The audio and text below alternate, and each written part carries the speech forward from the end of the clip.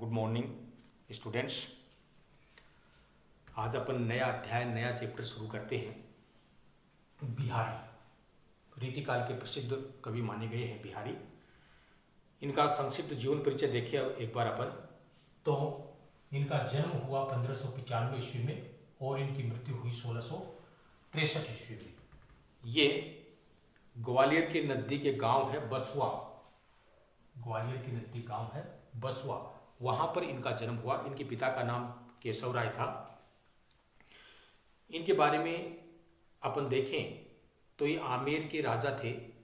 मिर्जा राजा जयसिंह के दरबारी कवि थे और काफ़ी प्रसिद्ध है। इनके बारे में ऐसा माना जाता है कि राजा जयसिंह जो थे वो एक बार अपनी नवविवाहिता जो पत्नी थी उसके प्रेम में इतने मशगूल हो गए कि उन्होंने राजकार्य जो था वो भुला दिया था। राजकार्य भुला दिया, दरबारी जो थे वो परेशान हो गए थे। तो उन्होंने एक दोहा रचित किया राजा जयसिंह को समझाने के लिए। उन्होंने दोहा रचित किया कि नहीं पराग नहीं मधुर मधु, नहीं विकास इहि काल, अली कली ही सो बंध्यो, आगे कौन हवाल। ये इनकी अन्योक्ति का उदाहरण है। मतलब अन्योक्ति का मतलब कि वो जिसे जो कहना चाहते हैं वो नहीं, बल्कि उसके माध्यम से कुछ और व्यक्त करना चाहते हैं। मतलब अप्रस्तुत के माध्यम से प्रस्तुत को चित्रित करना, ये उनका उदाहरण जो है वो इसमें देखने को मिलता है। राजा जयसिंह जो थे वो बहुत अधिक प्रभावित हुए इस बात से और उन्होंने बिहारी को अपना दरबारी कवि जो था वो नियुक्त कर दिया और वहाँ पर ससम्मान उन्होंने अपना जीवन यापन किया। तो उसके बारे में अपन यदि देखें तो बिहारी जो थे वो रीतिकाल के कवि माने गए हैं। और रीतिकाल को संक्षिप्त में यदि अपन जानने का प्रयास करें तो रीतिकाल में क्या था कि रीतिकाल में लक्षण ग्रंथों का निर्माण किया गया, या ये कहें हम कि जैसे संक्षिप्त में मैं समझा रहा हूं आपको कि जैसे छंद हैं, अलंकार हैं, इनको परिभाषित करने का, काव्य के जो अवयव हैं, अंग हैं, उनको परिभाषित करने का जो काम किया गया वो किसमें किया गया? रीतिकाल में किया गया। जैसे मान लो उदाहरण के तौर पर मैं समझाऊं आपको कि जैसे चौपाई एक छंद है, चौपाई एक छंद है। उसको यदि अपन देखें तो चौपाई का तो काफी अच्छे तरीके से, काफी विशुद्ध तरीके से तुलसीदास जी ने रामचरितमानस में चौपाइयों का बहुत ही सुंदर वर्णन कर दिया गया था। भक्ति काल में ही चौपाई का वर्णन हो गया था। पर चौपाई क्या है इसको परिभाषित करने का जो काम किया गया ना वो किसमें किया गया? रीतिकाल में आकर के किया गया। जैसे चौपाई जो छंद है, मैं एक उदाहरण दे रहा हूँ आपको। जैसे चौपाई जो छंद है वो एक मात्रिक छंद है, उसमें 4 चरण होते हैं, प्रत्येक चरण में 16-16 मात्राएं होती है। ये जो परिभाषा है ना, ये परिभाषा निर्मित की गई किस काल में आकर के? रीतिकाल में आकर के। छंदों का निर्माण जो था वो पहले हो गया था। अलंकारों, सहज रूप से अलंकार जो है उपयुक्त होते रहते थे, पर अलंकारों को जो परिभाषित करने का जो काम है, मतलब काव्य के जो अवयव हैं, अंग है, सभी उनको, रस है, उनको जो परिभाषित करने का जो काम है ना वो किसमें किया गया? रीतिकाल में आकर के किया गया। तो रीतिकाल को अपन देखें तो रीतिकाल को 3 भागों में विभाजित किया जाता है। 3 भागों में विभाजित किया जाता है। कौन सा? एक तो होता है रीतिबद्ध कवि, एक है रीति सिद्ध कवि,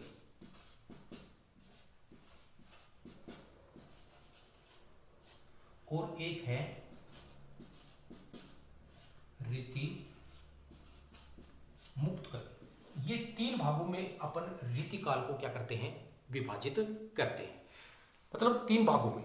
जैसे रीतिबद्ध कवि, रीतिबद्ध कवि मतलब जिन्होंने लक्षण ग्रंथों का निर्माण किया, लक्षण ग्रंथों का निर्माण किया और साथ में साहित्य का सृजन भी किया। ऐसे जो कवि कहलाए वो कौन कौन कहलाए? रीतिबद्ध कवि कहलाए। ठीक है। दूसरे रीति सिद्ध कवि, जिन्होंने लक्षण ग्रंथों का निर्माण तो नहीं किया पर रीतिकाल की जो विशेषताएं हैं उन्होंने ध्यान में रखा उन बातों को, और रीतिकाल की जो विशेषताएं हैं वो उनके काव्य में क्या होते हैं? देखने को मिलती हैं। उनको कहा गया क्या? रीति सिद्ध कवि। और हमारे जो बिहारी हैं वो किस श्रेणी में आते हैं? रीति सिद्ध कवियों की श्रेणी में आते हैं। और एक रीति मुक्त, जो रीतिकाल की विशेषताओं से या उनके बंधनों से क्या रहे? मुक्त रहे, उसको हम क्या कहेंगे? रीति मुक्त कवि कहेंगे। तो ये इस प्रकार का उनका संक्षिप्त परिचय था बिहारी जी का। अब इनकी अपन देखें तो इनके काव्य में कुछ विशेष बातें देखने को मिलती हैं। जैसे एक तो कल्पना की समाहार शक्ति। कल्पना की समाहार शक्ति का मतलब क्या है कि कम शब्दों में भी बहुत कुछ कह देना। कम शब्दों में ये विशेष बात देखने को मिलती है। प्रसंग भी आते हैं इस प्रकार के, कम शब्दों में बहुत कुछ कह देना। ये बातें जो थी वो बिहारी के काव्य में देखने को मिलती हैं। जैसे उनके बारे में कहा भी जाता है कि सतसैया के दोहरे जू नाविक के तीर, देखने में छोटे लगे घाव करें गंभीर। ये उनकी सतसैया के जो उनकी सतसई है उसमें इस प्रकार के दोहे जो देखने को मिलते हैं। और ये उनकी समाहार शक्ति, कल्पना की समाहार शक्ति का जो है वो उदाहरण देखने को मिलता है। और उनके बारे में ऐसा कहा जाता है समाहार शक्ति के बारे में। एक उनका उक्ति वैचित्र्य, उक्ति वैचित्र्य मतलब विशेष कथन, विशेष भाव जो है उनको देखने को मिलता है। अन्योक्ति मतलब कहना जो चाहते हैं ना उसके माध्यम से वो नहीं, मतलब अप्रस्तुत के माध्यम से प्रस्तुत का वर्णन करना। जैसे मैंने शुरू में प्रारंभ में आपको बताया ना कि राजा जयसिंह जो थे वो भोग विलास में लिप्त हो गए थे। भोग विलास में लिप्त हो गए थे तो उनके जो दरबारी थे वो काफी परेशान हो गए। तो उन्होंने जो दोहा लिख करके भेजा उनके पास में, वो उनकी अन्योक्ति का ही उदाहरण है। मतलब राजा जयसिंह को वे संबोधित नहीं कर रहे, वो किसको संबोधित कर रहे हैं? नहीं पराग नहीं मधुर मधु, नहीं विकास यही काल, अली कली ही सो बंधु, भंवरे को संबोधित कर रहे हैं। अली कली ही सो बंधु, आगे कौन हवाल। परंतु कह किसको रहे हैं? वो राजा जयसिंह को। ये अन्योक्ति का उदाहरण। इस प्रकार के जो भाव है ना वो इनके काव्य में देखने को मिलते हैं। एक इनके काव्य में रीति, भक्ति और श्रृंगार, इन तीनों का सुंदर समावेश इनके काव्य में देखने को मिलता है। प्रश्न भी बनता है इसका कि बिहारी के जो काव्य है उसमें नीति, भक्ति और श्रृंगार, इसकी त्रिवेणी प्रवाहित होती है।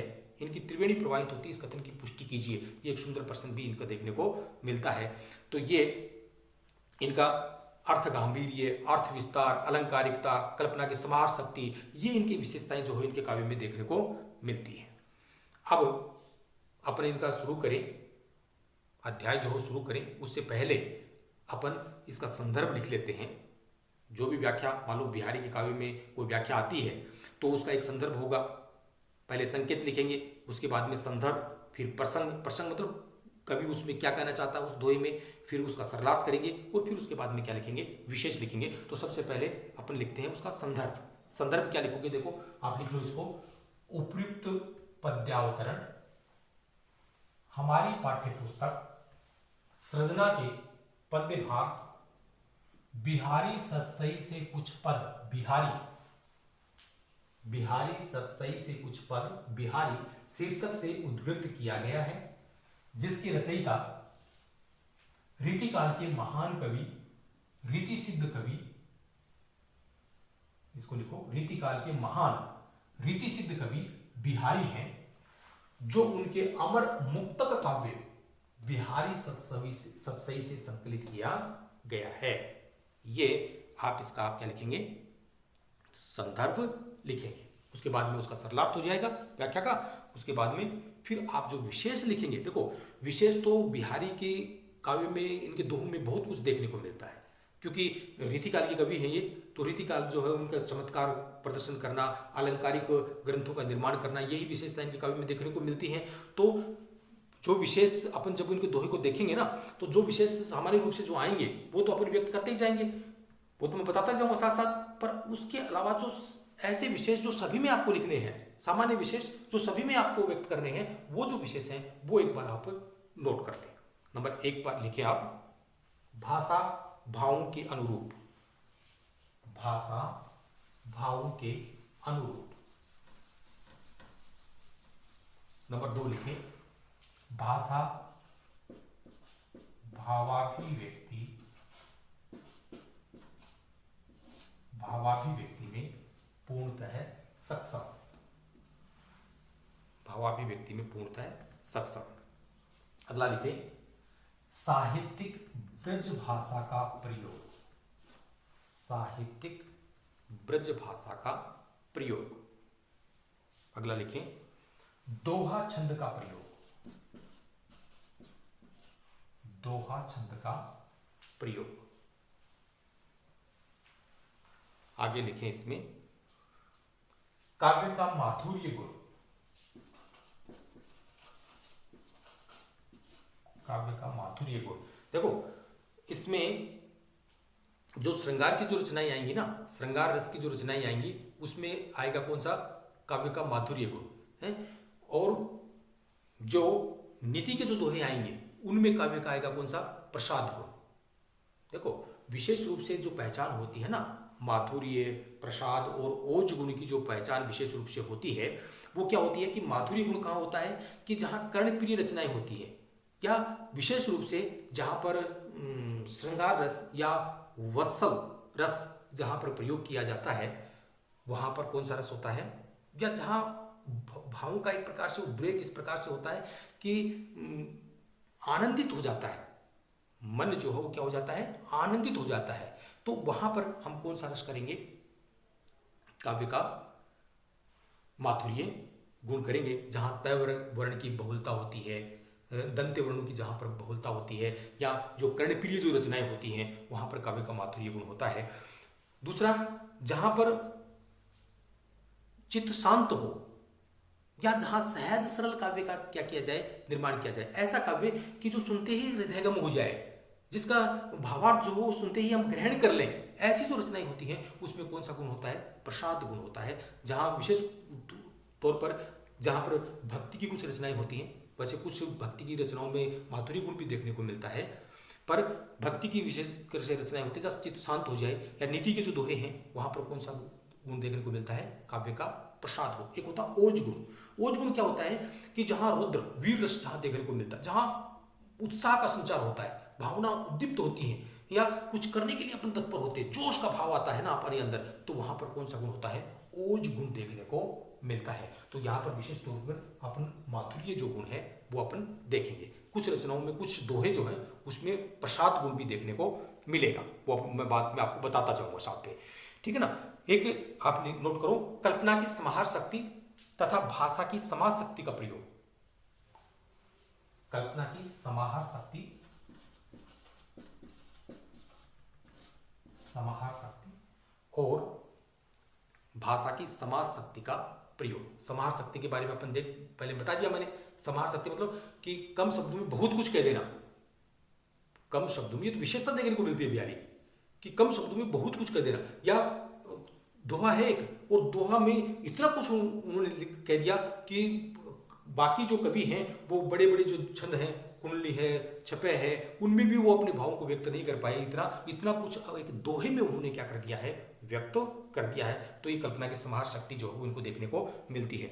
एक अलंकारिक और चमत्कारिक शैली, ये तो रीति काल के कवि हैं, तो अलंकारिक और चमत्कारिक शैली का जो है इन्होंने क्या किया है, प्रयोग किया है। एक अलंकार तो बहुत कुछ आएंगे, बाकी आगे जो अपन देखेंगे ना, तो अलंकार जो हो बहुत कुछ मिलेंगे इनके काव्य में, पर विशेष रूप से अनुप्रास अलंकार तो आप सभी में ही लिख सकते हैं। बाकी अलग से जो अलंकार आएंगे वो मैं आपको साथ साथ बताता जाऊंगा।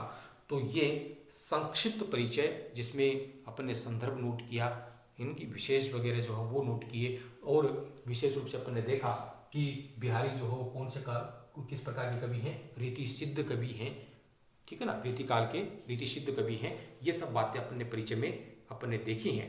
अब अपन शुरू करते हैं इनके दोहे। सबसे पहले इनकी जो रचना है बिहारी सतसई में 700 दोहे हैं, जिसमें विशेष रूप से भक्ति, नीति और श्रृंगार ये विशेष विषय जो हो इनको देखने को मिलते हैं। इनके साथ साथ प्रकृति चित्रण का भी इन्होंने वर्णन किया है, ठीक है ना। इस प्रकार के दोहे भी इनको देखने को मिलते हैं, पर विशेष जो है वो इनके काव्य में देखने को मिलती है भक्ति, नीति और श्रृंगार की त्रिवेणी जो है वो इनके काव्य में या बिहारी सतसई में जो प्रवाहित हुई है। ये तो शुरुआत करते हैं अपन बिहारी सतसई का। प्रारंभ में मंगलाचरण के रूप में जो दोहा इनका संकलित किया गया है, सबसे पहले जैसे कि भारतीय संस्कृति की परंपरा रही है कि जब भी अपन कोई काम शुरू करने जाएं तो उससे पहले अपने इष्ट को अपन स्मरण करते हैं, अपने इष्ट की आराधना करते हैं। तो वही काम बिहारी ने भी किया है।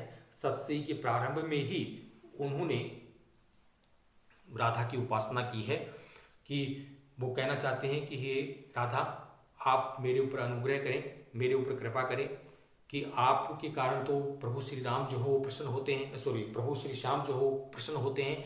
तो जब प्रभु श्री राम आपके कारण प्रसन्न होते हैं तो आप भी मेरे लिए माध्यम बने कि आपकी मैं आराधना करता हूँ और आपके कारण जो है वो प्रभु श्री श्याम जो है, प्रभु श्री कृष्ण जो है वो मेरे ऊपर प्रसन्न हो और मेरा जो ये कार्य है ये निर्विघ्न जो हो वो क्या हो, संपन्न हो। तो इस प्रकार से मंगलाचरण के रूप में सर्वप्रथम क्या कहते हैं बिहारी सत्संग में, ये देखें। मेरी भव बाधा हरो राधा नागरी सोय, जातन की छाई परे श्याम हरित दुति होय। बहुत सहजता से राधा की उपासना की है उन्होंने और इसमें श्लेष अलंकार है, श्लेष अलंकार है। देखो कैसे श्लेष अलंकार, मेरी भव बाधा हरो राधा नागरी सोय, नागरी चतुर, कि हे चतुर राधा मेरी भव बाधा में रूपक अलंकार है, संसार की बाधाएं, मेरी संसार की जो बाधाएं है ना उनका आप हरण करें, मुझे मेरी संसार की जो बाधाएं हैं, कष्ट जो हैं, विपत्ति जो हैं, उनसे मुझे मुक्त करें, मेरे ऊपर कृपा दृष्टि करें। आपकी महिमा जो है वो अपरंपार है, आपकी जो महिमा है वो अपरंपार है। मेरी भव बाधा हरो राधा नागरी सोय, हे राधा, हे चतुर राधा, आप मेरी इस संसार की जो बाधाएं हैं उनसे मुझे मुक्त करें, उनसे मुझे मुक्ति प्रदान करें। जा तन की छाई परे श्याम हरित दुति होए, आपके शरीर की परछाई मात्र से ही, आपके शरीर की परछाई मात्र से ही भगवान श्री कृष्ण जो हो वो प्रसन्न हो जाते हैं। भगवान श्री कृष्ण जो हैं वो क्या हो जाते हैं, प्रसन्न हो जाते हैं। तो आप जब भगवान श्री कृष्ण जो हैं वो आपकी शरीर की परछाई मात्र से जब क्या हो जाते हैं, झाई मात्र से जब क्या हो जाते हैं, प्रसन्न हो जाते हैं, तो आप मुझे इस संसार सागर से मेरी क्या करें, मुक्ति प्रदान करें, या मेरी जो बाधाएं हैं उनका आप क्या करें, हरण करें। देखो इसमें श्लेष अलंकार है। एक तो क्या है कि जा तन की छाई परे श्याम हरित दुति होए, कि यहां पर देखो बिहारी जो है ना वो बहुमुखी या बहु ज्ञानी है, अनेक प्रकार के उनका हर प्रकार का ज्ञान उनके काव्य में देखने को मिलता है। यहाँ पर रंगों का जो संयोजन है, उनका विलक्षण जो प्रतिभा है वो यहाँ पर देखने को मिलती है। कि जैसे सुनहरा और काला रंग, या काले रंग पर सुनहरे रंग की प्रतिछाया पड़ेगी ना, काले रंग पर, सांवले रंग पर सुनहरे रंग की यदि प्रतिछाया पड़ेगी तो फिर उसमें जो आभा निकल करके आएगी ना, वो आभा किस प्रकार की होगी, हरे रंग की होगी। ये रंगों के संयोजन का विलक्षण ज्ञान जो है वो इनके काव्य में देखने को मिलता है। कि श्याम वर्ण पर यदि सुनहरे वर्ण की प्रतिछाई जो पड़ेगी ना, तो जो आभा जो निकल के आएगी, प्रतिबिंबित होगी, वो किस प्रकार की होगी, हरे रंग की होगी। तो वो कहते हैं कि सुनहरे रंग की राधा की प्रतिछाई पड़ते ही श्याम रंग के जो श्री कृष्ण है ना वो क्या हो जाते हैं, हरे रंग की आभा जो हो उनकी देखने को मिलती है, हरे रंग के हो जाते हैं। या फिर हम ये अर्थ निकाल सकते हैं कि मेरी भव बाधा हरो राधा नागरी सोय, कि हे राधा आप मेरी इस संसार सागर की बाधाओं से मुझे मुक्ति प्रदान करें। जा तन की छाई परे, कि आपकी परछाई पड़ते ही श्याम हरित दुति होए, प्रभु श्री राम जो हो क्या हो जाते हैं, हरित दुति अर्थात प्रसन्न हो जाते हैं। प्रभु श्री राम जो हो वो प्रसन्न हो जाते हैं। एक अर्थ और भी निकाला जा सकता है इनका, कि यहां श्याम जो अर्थ है वो अपन अर्थ ले प्रतीक रूप में किसका अर्थ ले, दुख बाधाओं का अर्थ ले श्याम। और यहां पर हरित दुति जो है वो किसका अर्थ ले, अपन प्रकाश का पर्याय है, तो उसका हम ले सुख के रूप में उसको ले। तो कहते हैं कि मेरी भव बाधा हरो राधा नागरी सोय, कि हे चतुर राधा मेरी संसार की बाधाओं को आप क्या करें, दूर करें, क्योंकि आपके तन की छाई पड़ते ही, आपका प्रभाव पड़ते ही तो संसार के सारे जो दुख हैं, पाप हैं, वो किस में बदल जाते हैं, पुण्य में, सुख में परिवर्तित हो जाते हैं। तो जब आपका इतना प्रभाव है कि आपके प्रभाव से प्रभु श्री कृष्ण जो हैं वो प्रसन्न हो जाते हैं, या प्रभु श्री कृष्ण का जो श्याम वर्ण है वो किसकी आभा निकल के आती है, हरे रंग की आभा जो हो उनके ऊपर निकल के आती है, आपके सुनहरे रंग का प्रकाश पड़ते ही। या फिर आपके कारण दुख जो है, पाप जो है, वो किस में बदल जाते हैं? सुख और पुण्य में बदल जाते हैं। तो आपका इतना प्रभाव है, तो मेरी संसार की बाधाएं जो है वो आप क्या करें? हरण करें। तो देखो, एक दोहा है और उस दोहे में कितना गूढ़ अर्थ निहित है। 3 अर्थ समायोजित है, 3 अर्थ जो है इसमें समाहित हैं। आप ध्यान से सुनना पड़ेगा इसको। आप मेरे यदि समझ में नहीं आए तो मेरे वीडियो को एक बार पुनरावृत्ति करके आप देख लें। 3 प्रकार के अर्थ देखने को मिलते हैं इसमें। तो यहाँ पर कौन सा अलंकार आप कर सकते हैं? श्लेष अलंकार है जो आप कर सकते हैं। श्लेष अलंकार क्या होता है? परिभाषा आपको पता है कि जहां शब्द एक बार आए और उस एक शब्द के ही कई अर्थ निकले। एक ही शब्द के जब क्या निकलते हैं? कई अर्थ निकलते हैं, तो वहां पर कौन सा अलंकार होता है? श्लेष अलंकार होता है। आगे देखें, तो पर वारू उर्वशी सुनि राधिके सुजान, तू मोहन के उर्वशी वह उर्वशी समान। राधा का ही इसमें एक प्रकार से उनकी आराधना करने का प्रयास किया है। एक सखी जो है वो कहती है राधा का सौंदर्य का वर्णन करते हुए कि तो पर वारू उर्वशी। उर्वशी देखो यहाँ पर यमक अलंकार है। कौन सा अलंकार है? यमक अलंकार। श्लेष अलंकार तो क्या होता है कि जहां शब्द एक बार आए और उसके अनेक अर्थ निकले। यमक अलंकार क्या होता है कि शब्द कई बार आता है और उसके जो अर्थ है ना वो भी कई निकलते हैं। अर्थ जो है वो कई निकलते हैं। वहां पर कौन सा अलंकार होता है? यमक। तो यहां पर उर्वशी जो शब्द है ना वो कई बार आया है। उर्वशी, एक तो उर्वशी का अर्थ है हृदय में बसी हुई, एक उर्वशी का अर्थ है उर्वशी अर्थात अप्सरा, एक उर्वशी का अर्थ है आभूषण।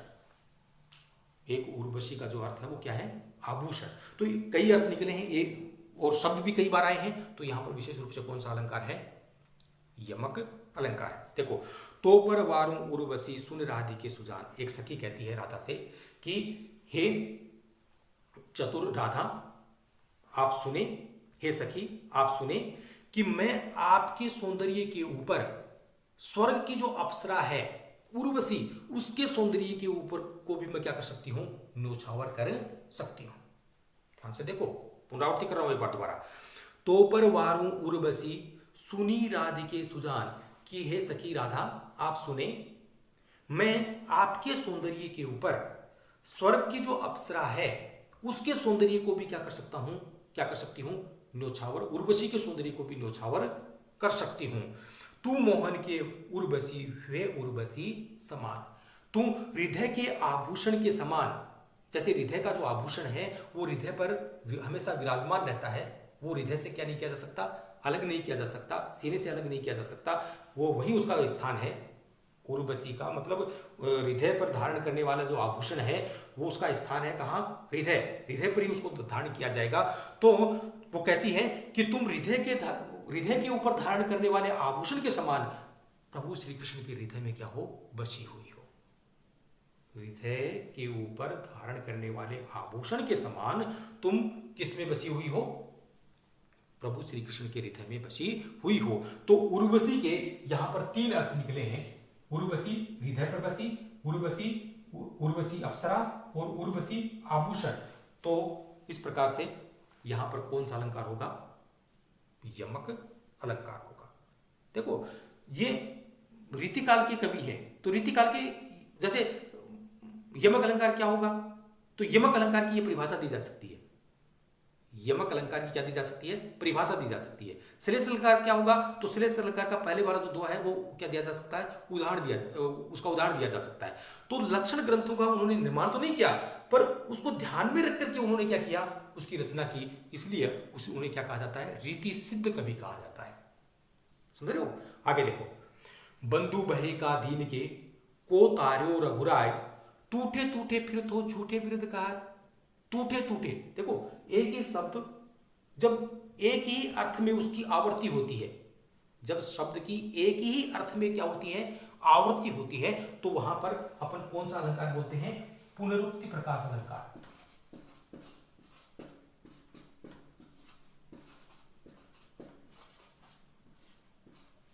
शब्द की जब एक ही अर्थ में जब आवृत्ति होती है तो वहां पर कौन सा अलंकार होगा? पुनरुक्ति प्रकाश अलंकार होगा। तो टूटे टूटे में कौन सा अलंकार है? पुनरुक्ति प्रकाश अलंकार है। देखो, बंधु भये का दीन के, को तार्यो रघुराय, टूटे टूटे फिरत हो झूठे विरुद्ध कहा। तो यहां पर देखो एक तरह से उन्हें चेतावनी देने का प्रयास किया है।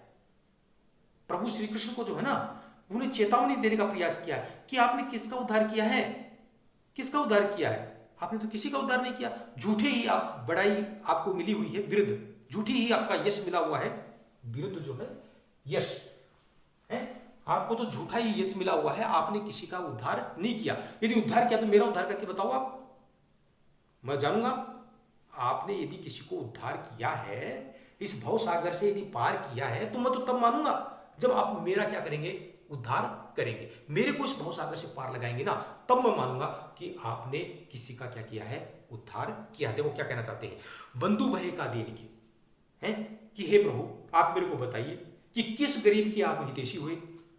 बंधु भय का दीन के, किस गरीब के आप हितैषी हुए। को थार्यो रघुराय, और किसका आपने उद्धार किया, किसका आपने उद्धार किया, किसको आपने इस भव सागर से पार लगाया। टूटे टूटे विरुद्ध हो झूठे विरुद्ध कहा है। तुम तो यूं ही अपने टूटे टूटे मतलब अपने संतुष्ट हो रहे हो, टूटे टूटे मतलब अपने आप में संतुष्ट हो रहे हो, झूठी यश लेकर के, झूठा यश लेकर के कि आपने बहुतों को क्या कर दिया, बहुतेरों का क्या कर दिया, उद्धार कर दिया, बहुतेरों को आपने इस भव सागर से पार लगा दिया।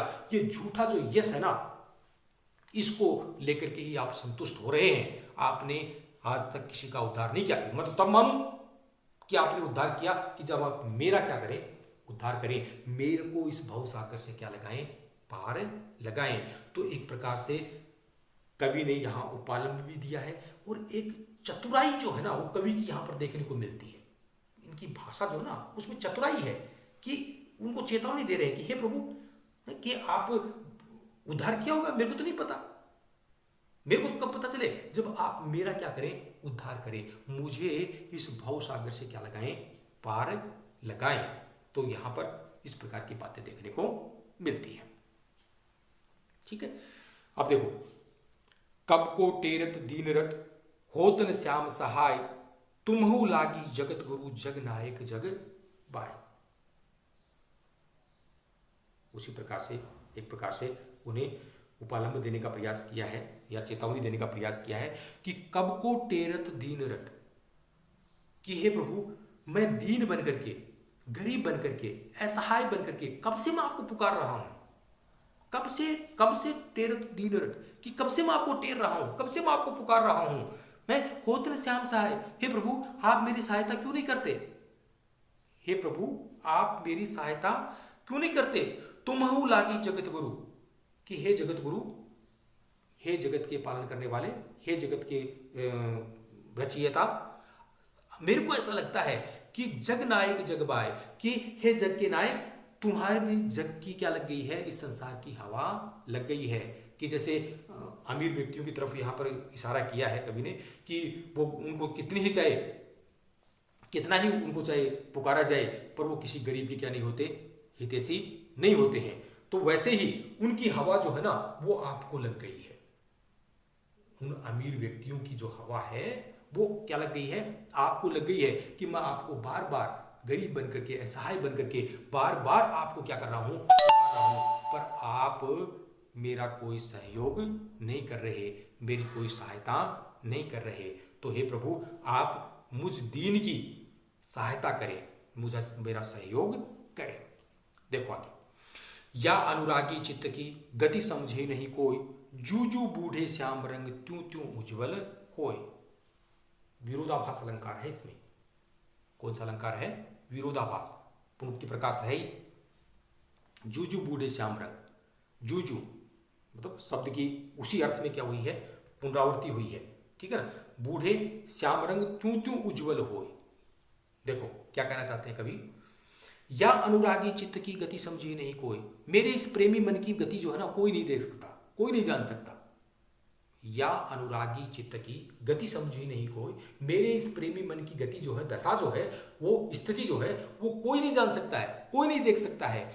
जू जू बूढ़े श्याम रंग, ये तो क्या है कि जैसे जैसे श्याम रंग में डूबता जाता है ना, त्यों त्यों उज्जवल होए, वैसे वैसे क्या होता जाता है, उज्जवल होता जाता है। इसमें श्लेष अलंकार भी है, श्याम रंग, काला रंग, उज्जवल, श्वेत, और विरोधाभास कि श्याम रंग में डूबने के बाद में भी क्या हो रहा है, उज्जवल हो रहा है।